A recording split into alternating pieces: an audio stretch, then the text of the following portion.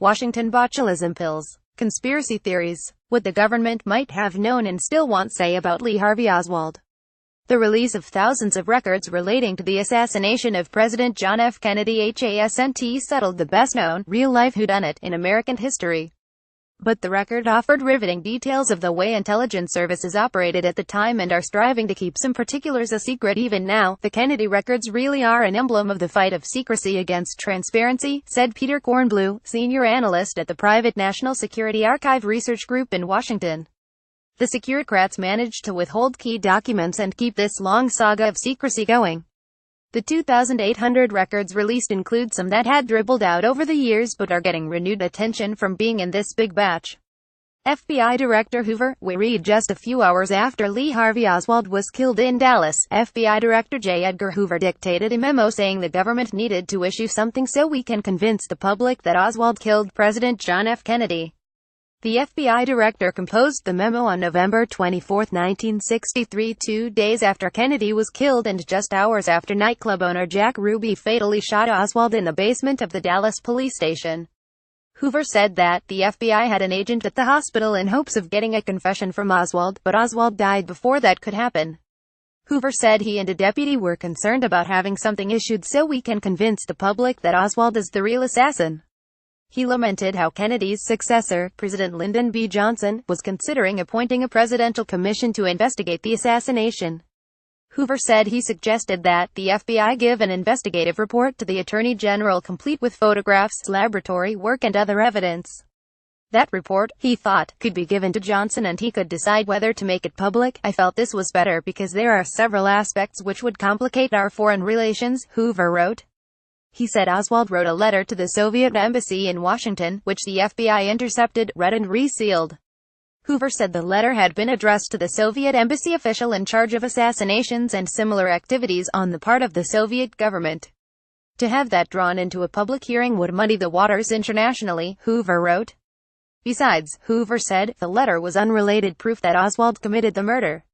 LBJ's theory. Everyone has their theories, including even President Lyndon B. Johnson. According to one document released on Thursday, Johnson believed Kennedy was behind the assassination of the South Vietnamese president weeks before his death and that Kennedy's murder was payback, the newly released documents say. U.S. Director of Central Intelligence Richard Helms said in a 1975 deposition that Johnson used to go around saying that the reason Kennedy was assassinated was that he had assassinated President whodunit and this was just justice. Where he got this idea from I don't know, Helms said in a 1975 deposition. Diem and his brother were killed on November 2, 1963 after a coup by South Vietnamese generals. This isn't the first time Johnson's theory has been aired. He was also quoted in Max Holland's book, The Kennedy Assassination Tapes, as saying that Kennedy died because of divine retribution. He murdered Diem and then he got it himself, Johnson reportedly said. President John F. Kennedy, A.P. Kennedy's position on Diem's assassination is still debated, said Ken Hughes, a historian at the University of Virginia's Miller Center. A month before Diem's assassination, the South Vietnamese generals planning the coup told the CIA that they would overthrow the government if they could be assured that American aid would continue and Kennedy told them it would, Hughes said.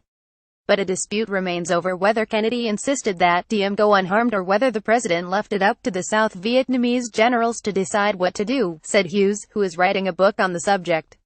One of the files that could shed light on that question is a CIA report on the U.S. government's involvement in the Diem coup. The record was supposed to be released on Thursday but was among the hundreds that President Donald Trump blocked from becoming public. KGB's theory. The former Soviet Union's intelligence agency allegedly claimed it had information tying Johnson to the assassination of President Kennedy. The allegation was contained in long secret files released Thursday. In a 1966 letter to a presidential assistant, Hoover wrote that an FBI source reported KGB officials claimed to have information in 1965 purporting to indicate Johnson had a role in the assassination. The source had furnished reliable information in the past, the letter states. The source said the KGB residency in New York received instructions from Moscow in September 1965 to develop all possible information on Johnson, who was considered practically an unknown to the Soviet government at the time. Those instructions contained the assertion that the KGB had information tying Johnson to an assassination plot, according to the source. Johnson has long been a focus of some conspiracy theorists, but no credible information has been revealed linking him to the assassination. Castro, CIA and a mobster's mistress. A 1975 document described the CIA's $150,000 offer to have Cuban leader Fidel Castro assassinated, but the mob insisted on taking the job for free. The underworld murder-for-hire contract was detailed in a summary of a May 1962 CIA briefing for then Attorney General Robert Kennedy. By then, the Kennedy White House had launched its unsuccessful Bay of Pigs invasion of Cuba, and several assassination attempts against Castro had failed. At least 2 efforts to kill Castro were made, with Chas-supplied lethal pills and organized crime made muscle in early 1961, according to the document. The CIA's mob contacts included John Rosselli, a top lieutenant, to Chicago mob boss Sam Giancana, who weren't told but guessed the CIA was behind the offer. The pair, later victims of mob hits, said they want no part of any payment, but still, $11,000 in payments were made for expenses. The mobsters came to the attention of the CIA a year earlier when Giancana asked the CIA intermediary to arrange for putting a listening device in the Las Vegas room of an entertainer he suspected of having an affair with Giancana's mistress. The task was handed off to a private investigator named Arthur Belletti, who put the listening device in a phone in the hotel room. The CIA reportedly did not know of the specific proposed wiretap. Told later about everything, Kennedy was unhappy, because at that time he felt he was making a very strong drive to try to get after the mafia, so his comment was to us that if we were going to get involved with the mafia in the future at any time, to make sure you see me first. The document was made public in 1997 and contained in an Associated Press report at that time. Strange Cal, a British newspaper, received an anonymous phone call about big news in the U.S. 25 minutes before Kennedy was shot, one file says.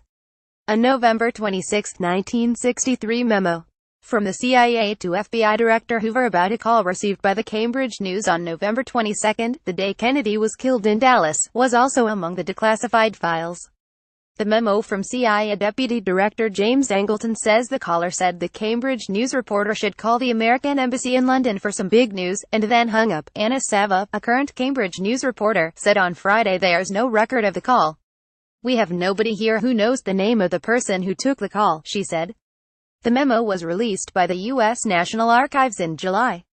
The phone call to the Cambridge News was first reported decades ago by Kennedy conspiracy theorist Michael Eddowes. In the 1980s, Eddowes, a British lawyer, claimed to have a CIA document mentioning the call. Eddowes, who died in 1992, wrote a book alleging that Kennedy's assassin was not Lee Harvey Oswald but a Soviet imposter who took his identity. As a result of his efforts, the killer's body was exhumed in 1981. An autopsy confirmed that it was Oswald, published in Dawn, October 30, 2017.